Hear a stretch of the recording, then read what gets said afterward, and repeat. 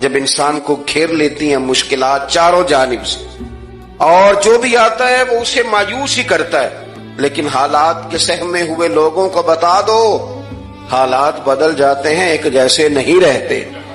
کہا لا تحزن، ابو بکر گھبرانا، اس لیے کہ ان اللہ معنا، بے شک اللہ ہمارے ساتھ ہے۔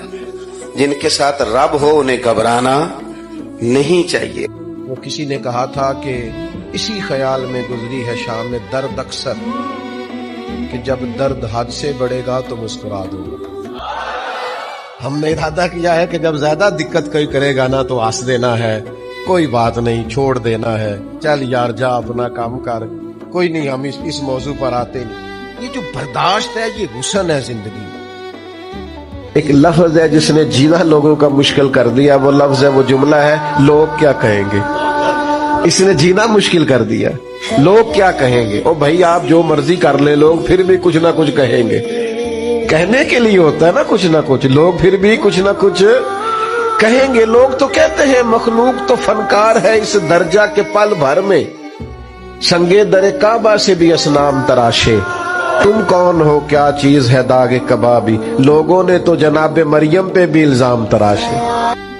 نیک انسان کا مستقبل کبھی بھی تاریک نہیں ہو سکتا، چاہے دنیا سے سورج ہی کیوں نہ چلا جائے۔ جگنو زیادہ تاریکی میں زیادہ چمکتا ہے۔ اسی طرح سے آپ نے اپنا جو تعلق ہے نا وہ خیال کے حساب سے اللہ سے رکھنا ہے۔ خیال آپ کا اللہ کی رحمت کی طرف ہونا چاہیے، حال بے شک ویسا نہ ہو، خیال اللہ کی رحمت کی طرف ہونا چاہیے، کیونکہ اگر خیال کی اصلاح ہو جائے تو عمل کی اصلاح ہونی شروع ہو جاتی ہے۔ نیک انسان جو ہوتا ہے اس کا دن بھی نیک ہوتا ہے، رات بھی نیک ہوتی ہے، تنہائی بھی نیک ہوتی ہے، محفل بھی نیک ہوتی ہے۔ جب آپ کا خیال اللہ کی طرف جڑ جائے تو آپ کے اعمال آٹومیٹیکلی صحیح ہونا شروع ہو جاتے ہیں۔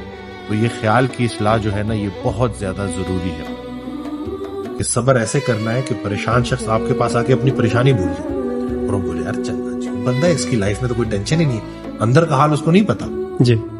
یعنی کہ اپنے آنسوؤں کو لوگوں سے چھپاؤ اور اس آنسوؤں کو نصف شب اللہ کے سامنے بہاؤ، کیونکہ وہ اتنی کریم ذات ہے کہ وہ روتا دیکھ نہیں سکتی، اور پھر وہ سرفراز کر دیتی ہے ہماری ٹوٹی پھوٹی زندگی کو، ایز اٹ از قبول ہو جاتی ہے۔ کبھی کبھی سچ میں لگتا ہے کہ ہم زندہ تو ہیں لیکن جی نہیں رہے، نہ کوئی ایکسائٹمنٹ بچی ہے، نہ خوشی کا احساس، بس روز کا وہی روٹین، صبح اٹھو، کام کرو، تھک جاؤ اور پھر وہی کل کا انتظار۔ منزل کہیں دکھائی نہیں دیتی اور راستے میں ایسا کوئی موڑ بھی نہیں ملتا جہاں تھوڑی دیر رک کر خود کو محسوس کر سکیں۔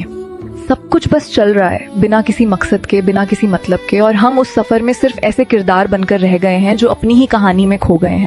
جن کا دل تو بہت کچھ محسوس کرتا ہے پر زندگی اب ویسی نہیں لگتی جیسے کبھی سپنوں میں سوچا تھا۔ لوگوں نے اپنی زندگی کا معیار صرف ان چیزوں کو بنایا ہے جسے آپ خرید سکتے۔